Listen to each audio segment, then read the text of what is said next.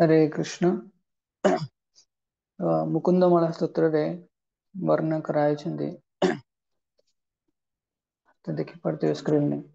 इदं शरीरं परिणामपेशलं पतति अवश्यं सत्सन्धि धैर्जरं किम औषधं पृच्छसि मूढदुर्मते निरामयं कृष्ण रसायन पिब।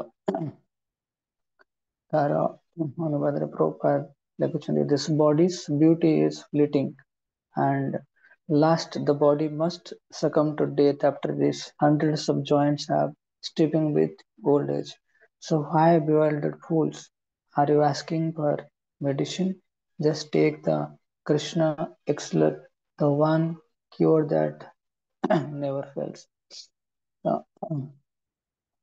एटी ग्यारंटी अच्छी कि आमे गोटे दिन आमर जो शरीर अच्छी भूपतित हम इस शरीर रे बहुत गुड़ा जॉइंट्स अच्छी जॉइंट पेन हुए बहुत गुड़ा जॉइंट्स अच्छी आ वार्धक्य अवस्था रे कष्टटा अधिक अनुभव हुए तेणु सतसंधि परिणाम पेशलम परिणाम कौन कि गोटे दिन आम समस्ते जो देवी धाम अच्छी देवी धाम रो पुणी ये जो भौतिक जगत अच्छी अर्थ प्लानेट एतर पुणी बाहर की जीवा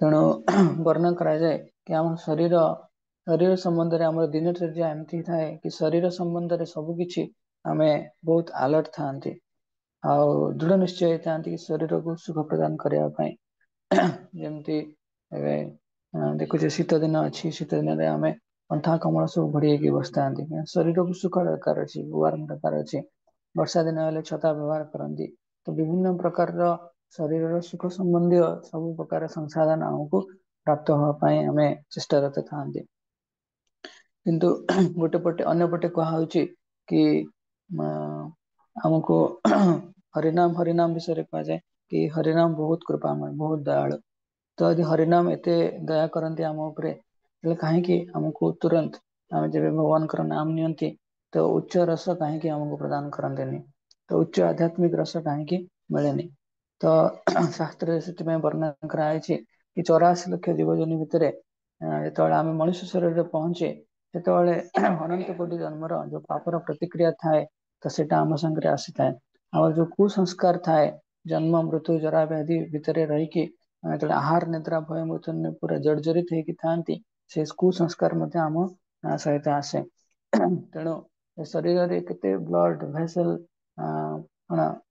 मेद रक्त मांस रे गढ़ा बीर्ज रे गढ़ा ए शरीर आम ताको सुखरे भोग करने चाहती तेणु ना एते बहुत दुर्गंधमय जदि केतबेले भी देखिथिबो कि रास्ता उपरे कुकुर हो कि मरिकी पड़िथिबो केते भयानक दुर्गंध हुए तेणु आम रही पारंतनी घरे छोट मशा मरिकी पड़े भयानक दुर्गंध हुए तेणु आम शरीर एते दुर्गंधमय तथापि आम शरीर को भल पाइबापी केवे पश्चातपद हुंतुनि कहीं ना गोटे समस्या अच्छी आज टाइम रे कि आमे आध्यात्मिक जीवन रे भगवत धाम विषय हमको किसी भी जना ना आम एपर्यंत भी कॉन्फिडेंस आमर ना कि कृष्ण अच्छा बोली भगवान उपस्थिति अच्छी बोली आम कहीं क्षमा करेंगे समस्त राम राम इन जनरल कि कार एते कॉन्फिडेंस आसने कि भगवान अच्छा बोली भगवत धाम अच्छी बोली तो भगवान भक्त मान सहित विभिन्न प्रकार लीला करती बोली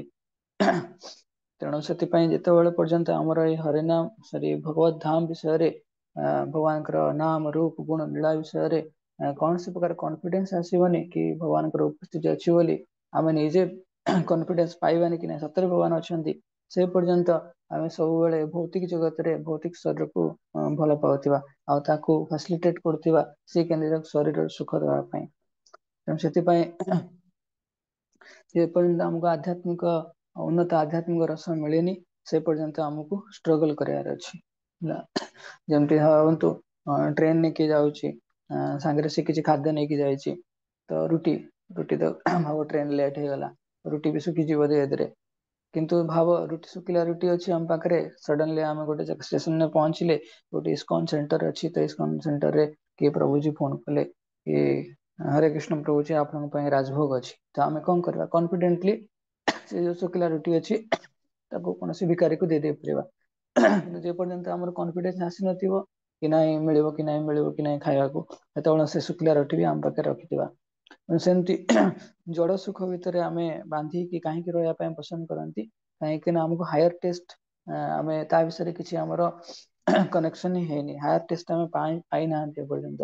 ହାୟର ଟେଷ୍ଟ ପାଇବା ପାଇଁ ଆମକୁ କଣ ପରିଶ୍ରମ କରିବାକୁ ପଡିବ, ଆମକୁ ଏଇ ଶରୀର ଯିଏ ଅତି ଦୁର୍ଗନ୍ଧମୟ ଆଉ ବାରମ୍ବାର ପରିବର୍ତ୍ତନ ବି ହେଇଯାଉଛି, ତା ପ୍ରତି ଏତେ ଆସକ୍ତି ଅଛି। କିନ୍ତୁ କୁସଂସ୍କାରରୁ ଆମକୁ ଦୂରକୁ ରହିବା ପାଇଁ ହରିନାମର ଆଶ୍ରୟ ହିଁ ନେବାକୁ ପଡିବ। ଆଉ ହରିନାମ ଦ୍ଵାରା ହିଁ, ହରିନାମ ଏତେ ସୁନ୍ଦର ଏତେ ଦୟାମୟ କି ହରିନାମରେ ଭଗବାନ ନିଜେ ପ୍ରତିଶ୍ରୁତି ଦଉନ୍ତି କି ତୁମେ ନିଷ୍ଠାପର ଭାବରେ ହରିନାମ ନିଅ, ତ ତୁମ ହୃଦୟରେ ଯାହା ବି ଗନ୍ଦଗୀ ଅଛି, ଯାହା ବି ମଇଳା ଅଛି, ତ ମୁଁ ବ୍ୟକ୍ତିଗତ ରୂପରେ ଯାଇକି ସଫା କରିବି। କିନ୍ତୁ ଆମେ ହରିନାମକୁ ଆମ ହୃଦୟରେ ପ୍ରବେଶ କରିବା ପାଇଁ ସବୁ ପ୍ରକାର ରାସ୍ତା ବନ୍ଦ କରିଦିଅନ୍ତି। କେମିତି ନା ଆମ ଦିନଚର୍ଯ୍ୟା ମାଧ୍ୟମରେ ଶରୀର ଚେତନା ବୃଦ୍ଧି କରନ୍ତି ଦିନଚର୍ଯ୍ୟାରେ କେବଳ ବିଭିନ୍ନ ପ୍ରଜଳ୍ପ କରିବା କି ଭୌତିକ ଜଗତର କିଛି ବିଷୟ ବସ୍ତୁକୁ ଧରିକି ତାପରେ କଥା ହେବା, ତେଣୁ ଶରୀର ଚେତନା ଧୀରେ ଧୀରେ ବଢି ବଢି ଯାଏ। ତେଣୁ ସେଥିପାଇଁ ହରିନାମ ପ୍ରତି ଆମେ ସମର୍ପଣ ଭାବ ପ୍ରକାଶ କରିବା ଦରକାର। ହରିନାମ, ହେ ହରିନାମ, ଆପଣ କୃପା କରନ୍ତୁ, ମୋ ହୃଦୟ ଏଟା ମାନେ କୋଇଲା ଭଳିଆ ପୁରା ଅପରିଷ୍କାର ହେଇକି ଅଛି, ତା ଆପଣ ମୋ ହୃଦୟକୁ ପରିଷ୍କାର କରନ୍ତୁ, ତାକି ଶୁଦ୍ଧ ନିର୍ମଳ ହୃଦୟରେ ମୁଁ ଆପଣଙ୍କର ଗୁଣଗାନ କରିବି। ତ ଏଭଳି ଏମିତି ପ୍ରାର୍ଥନା କରିବା ଭଗବାନଙ୍କ ପ୍ରତି, ଭଗବାନଙ୍କ ହରିନାମ ପ୍ରତି, ତ ହେଇପାରେ ହରିତ ଆମ ପ୍ରତି ଆହୁରି ସଦୟ ହେବେ, ଆମ ହୃଦୟ ନିର୍ମଳ ହବ, ଆଉ ହୃଦୟ କଣ ହବ, ସଫ୍ଟ ହବ। ସଫ୍ଟ ଇନ ଦ ସେନ୍ସ, ମୁଁ ଏକ୍ସାମ୍ପଲ ଦଉଥିଲି, କୃଷ୍ଣ ଲାଇକ୍ସ ବଟର, କାହିଁକି ନା ବଟରର ଦିଟା ସ୍ପେସିଫିକ ଗୁଣ ଅଛି। ଗୋଟେ ହେଲା କି ସେ ପରିଷ୍କାର ନିର୍ମଳ ଥାଏ, ହ୍ୱାଇଟ ଟା, ଆଉ ଗୋଟେ ଥାଏ ନରମ ଥାଏ। ତ Krishna can penetrate into our heart, ଭଗବାନ ଆମ ହୃଦୟରେ ପ୍ରବେଶ କରିବେ। ସେତେବେଳେ ପ୍ରବେଶ କରିବେ ଯେତେବେଳେ ଆମେ ଭଗବାନଙ୍କର ହରିନାମ ପ୍ରତି ଆଦର ସହକାରେ ତାଙ୍କୁ ଆପ୍ରୋଚ କରିବା। ତେଣୁ ସେଥିପାଇଁ ଭଗବତ ଗୀତା, ଭାଗବତ ଇତ୍ୟାଦିରେ ଭଗବାନଙ୍କର ବିଷୟରେ ପୂର୍ଣ୍ଣ ରୂପେ ବର୍ଣ୍ଣନା କରାଯାଇଛି। ଭଗବାନଙ୍କ ବିଷୟରେ ଆମେ ଯଦି ନ ଜାଣୁଛେ, ତାହେଲେ ଭୌତିକ ବିଷୟରେ ବହୁତ କିଛି ଜାଣି ଦଉଛେ, ସେଥିପାଇଁ ଆମ ମାଇଣ୍ଡ ସବୁବେଳେ ଏଜିଟେଟ ହେଇକି ରହୁଛି, ଦୃଢ ନିଷ୍କର୍ଷରେ ଆମେ ପହଞ୍ଚି ପାରୁନେ, ଯୋଉ ନିଷ୍କର୍ଷ ଆମକୁ ହରିନାମ ଆଡକୁ, ଭଗବାନଙ୍କ ଧାମ ଆଡକୁ ନେଇକି ଯିବ। ତେଣୁ ସେଥିପାଇଁ ଆହୁରି ଆମକୁ ତପସ୍ୟା କରିବା ଅଛି, ପ୍ରତିଜ୍ଞା ପୂର୍ଣ୍ଣ ବା ପ୍ରତିଶ୍ରୁତିବଦ୍ଧ ହବାର ଅଛି କି ନାଇଁ ଏଇ ଜନ୍ମ ଜନ୍ମାନ୍ତର ଭିତରେ ମଣିଷ ଜନ୍ମ ଯେତେବେଳେ ପାଇଛେ, ତ ହରିନାମର ଆଶ୍ରୟ ନେଇକି ଆମକୁ ଭଗବତ ଧାମରେ ପହଞ୍ଚିବାର ଅଛି। ଠିକ ଅଛି, ଆସନ୍ତୁ ତ ଆମେ ସମସ୍ତେ ହରିନାମକୁ ଆଦର ସହକାରେ, ପ୍ରେମ ପୂର୍ଣ୍ଣ ଭାବରେ ଆଉ ଧ୍ୟାନ ପୂର୍ବକ ଆପ୍ରୋଚ କରିବା, ପୂର୍ବକ ସମର୍ପଣ ଭାବ ପ୍ରକାଶ କରିବା। हरे कृष्ण। श्रील प्रभुपाद की जय। नमो विष्णुपादाय कृष्ण वैष्णव प्रणाम करिवा। हरे वेदांत कृष्ण। स्वामी नामिने वैष्णव प्रणाम करिवा। वैष्णव माने वंशा कल्पतरु सदृश क्षमाशील दयार सागर एवं पतित जीवनकर उद्धारकारी, दैनंदिन जीवन रे ज्ञात व अज्ञात सारे यदि कौनसी साधु गुरु वैष्णव को निकट अपराध होता है, ताले प्रातः मुहूर्त सेମାନଙ୍କୁ चरण कमल रे क्षमा प्रार्थना मांगना उचित। वंशाकल्पतरुर्वश्च कृपा सिन्धुभ्येव च पतितानां पावनेभ्यो वैष्णवेभ्यो नमो नमः। अनंत कोटि वैष्णव वृंद की जय, जगत गुरु श्रील प्रभुपाद की जय। हरे कृष्ण।